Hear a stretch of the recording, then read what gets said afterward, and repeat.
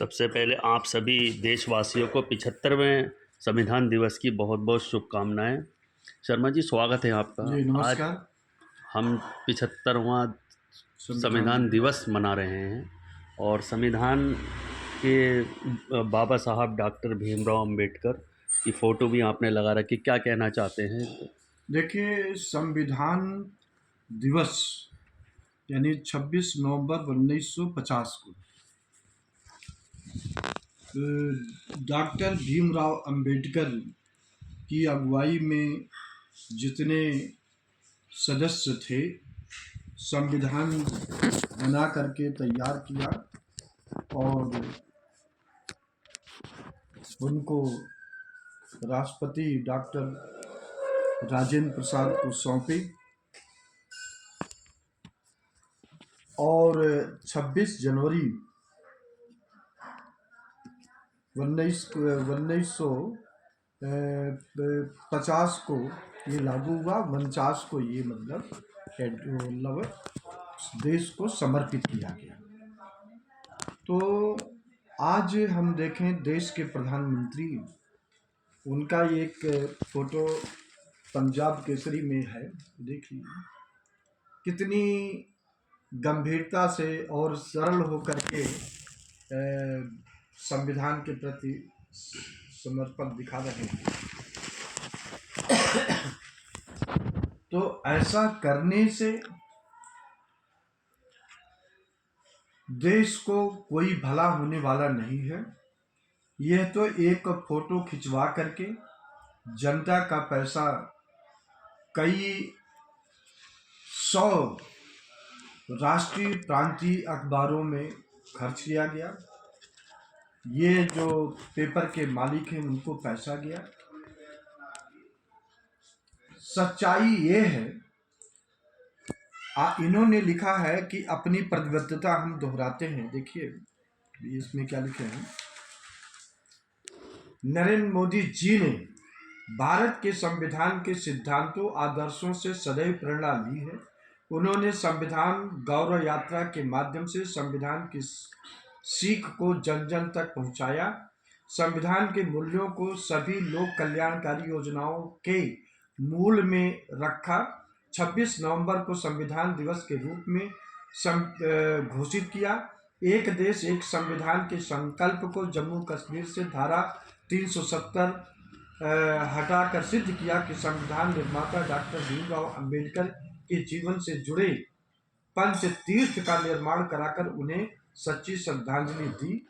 और संविधान के दिखाए मार्ग पर देश अग्रसर है, भारत विकसित भारत की ओर। ये इन्होंने ऐसा किया। ऐसे हमारे पास 5 पेपर आते हैं, सब में ऐसा दिया है। सच्चाई ये है, भारत एक लोक कल्याणकारी देश है। लोक कल्याणकारी देश में जो एसेंशियल आवश्यकताएं हैं, मूलभूत जो आवश्यकताएं हैं, बिजली, पानी और स्वास्थ्य, स्कूल, ये जो है समुचित रूप से मुहैया कराने का प्रयास सबसे पहले केंद्र सरकार को और उसके बाद राज्य सरकारें। और चूंकि भाजपा की राज्यों में सरकारें हैं, वहां पर भी होना चाहिए। लेकिन आप देख लिए, कोई भी लोक कल्याणकारी काम ये नहीं किए। लोक कल्याणकारी काम यह नहीं हो सकता है कि पिछले 10 सालों में आपने 35 लाख पद सेंटर में खाली रखे हैं। क्या ये लोक कल्याणकारी कहा जाएगा? देश की सारी संपत्ति जो सरकारी है उनको आप अपने लोगों को सौंप रहे हैं, क्या ये लोक कल्याणकारी माना जाएगा?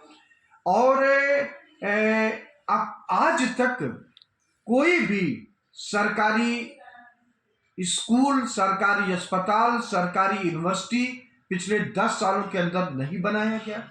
और देश की जनता, जहां तक अभी 2020 का जो बजट ये पास किए थे कोरोना के टाइम पर, उन्होंने घोषणा किया था कि देश के जितनी सरकारी अस्पताल हैं जिले के, सबको पीपीपी मॉडल से किया जाएगा, यानी प्राइवेट के रूप में। आज जहां सरकारी अस्पताल हैं वहां कुछ नहीं है तो डॉक्टर मिल जाते हैं, उनका एडमिशन हो जाता है। लेकिन जब पीपीपी प्राइवेट पब्लिक पार्टनरशिप माध्यम से होगा तो ये तो कुछ नहीं हो पाएगा। वहां पर जैसे आज हालत है, बिजली है, अभी बिहार में स्मार्ट मीटर लगाया गया है, जब तक आप पैसा उसमें रहेगा मीटर में तब तक चलेगा, नहीं बंद हो जाएगा। तो वैसे ही ये भी है, अगर आपके पास पैसा है तो स्वस्थ रहिए, नहीं तो मरिए। आयुष्मान योजना एक बहुत बड़ा घोटाला है। ये इंश्योरेंस और प्राइवेट अस्पतालों को माला माल करने की एक योजना है। और जो चुनाव आप महंगा कर दे रहे हैं, क्या ये लोक कल्याणकारी काम कहा जा सकता है कि गरीब आदमी चुनाव लड़ने को सोच नहीं सकता? महंगाई आप इतना ज्यादा करवा दिए हो, पिछले 10 सालों में लोग चिल्ला रहे हैं, आपको कान में जू नहीं रेंग रहा है कि महंगाई को कैसे कंट्रोल किया जाए। और रही बात भ्रष्टाचार पर आप जो भ्रष्टाचारी होते हैं, अगर उनको रेड किया गया तो आपके पास चले गए भ्रष्टाचारी नहीं है। अभी कल कैलाश गहलोत जी हैं। क्या ये लोक कल्याणकारी राज्य का कंसेप्ट है कि जो नहीं मानते उनको सीबीआई ईडी का डर दिखा करके इनको अपने पास ले आओ? तो ये लोक कल्याणकारी सरकार का ये व्यवहार नहीं है। नरेंद्र मोदी समझ लीजिए जो कहते हैं उसका उल्टा करते हैं। अभी अमेरिका के में उन वहाँ के अटॉर्नी ने अडानी पर अपना मुकदमा दर्ज किया और मांग किया, वो अरेस्ट वारंट जारी हुआ है। नरेंद्र मोदी अगर ईमानदार होते, लोक कल्याणकारी जनता की बात सोचते तो कहते ठीक है, जो कानून अपने काम करेगा, लेकिन उस पर साइलेंट है, लीपापोती करने की बात है। तो लोक कल्याणकारी में व्यवस्था में लोक की बात सुनी जाती। आज लोक की बात, जनता की बात पिछले 10 सालों में कहाँ सुनी गई? किसानों का आंदोलन लगभग 1.5 साल चला, उसमें 700 लोग मारे गए 3 किसान बिल को लेकर के, कहाँ उसमें किया गया? ये लोक की बात कहाँ सुनी गई? और अपना अभी लोक समाज पार्टी का जो है आंदोलन का शुरुआत विधानसभा को लेकर के और सेंटर में को लेकर के हम लोग शुरुआत किए। अभी 20 अक्टूबर को लोक समाज पार्टी का कार्यक्रम इस सोनिया विहार से अपना रहमान चौक, श्री राम कॉलोनी, शेरपुर चौक, सादतपुर, करावल नगर चौक, जौहरीपुर पुलिया, भगीरथी विहार, ब्रिजपुरी, फिर गोकलपुरी, बाबरपुर मेट्रो स्टेशन, घोंडा चौक, खड्डे वाली मस्जिद, रेड लाइट, करतार नगर से खजूरी, रोजगारी, महंगाई, निजीकरण, ठेकेदारी के खिलाफ हम लोग रखे थे। लेकिन ये लोग डीसीपी से कह करके परमिशन रद्द करवा दिए, परमिशन नहीं दिए। फिर हम लोगों ने हाई कोर्ट में रिट डाला। रिट में डालो तो जज साहब ने कहा ठीक है, हम उनको डायरेक्शन देते हैं, जो आप एप्लीकेशन दी उसको कंसीडर करें। लेकिन जज साहब को भी बात नहीं माने, उस पर भी इनको नहीं हुआ कि नहीं जी, लॉ एंड ऑर्डर की दुहाई दे दिए। लॉ एंड ऑर्डर की दुहाई तो दे रहे हो, भारतीय जनता पार्टी जगह जगह प्रदर्शन कर रही है, तो वहां लॉ एंड ऑर्डर की बात नहीं हो रही है। कांग्रेस न्याय यात्रा पिछले 8 नवंबर से चालू की है, उस पर लॉ एंड ऑर्डर की बात नहीं है।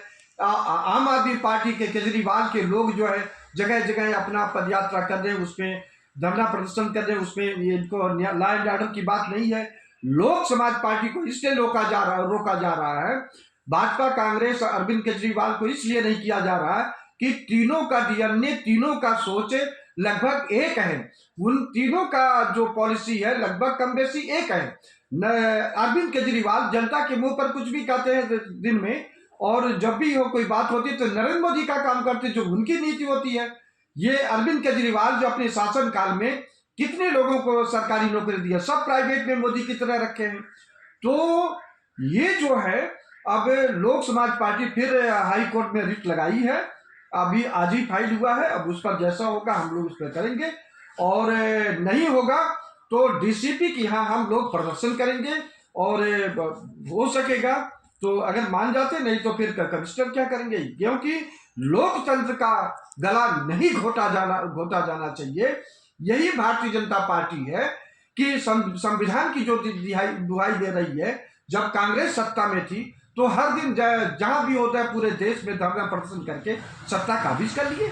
और आज जब पूरा देश बेरोजगारी, महंगाई, निजीकरण, ठेकेदारी से त्रस्त है, तो उसके लिए कोई आवाज नहीं कर रहा है। सिर्फ लोक समाज पार्टी इस देश में एक जनता की बात करने वाली, संविधान की बात करने वाली पार्टी देश में उभर रही है।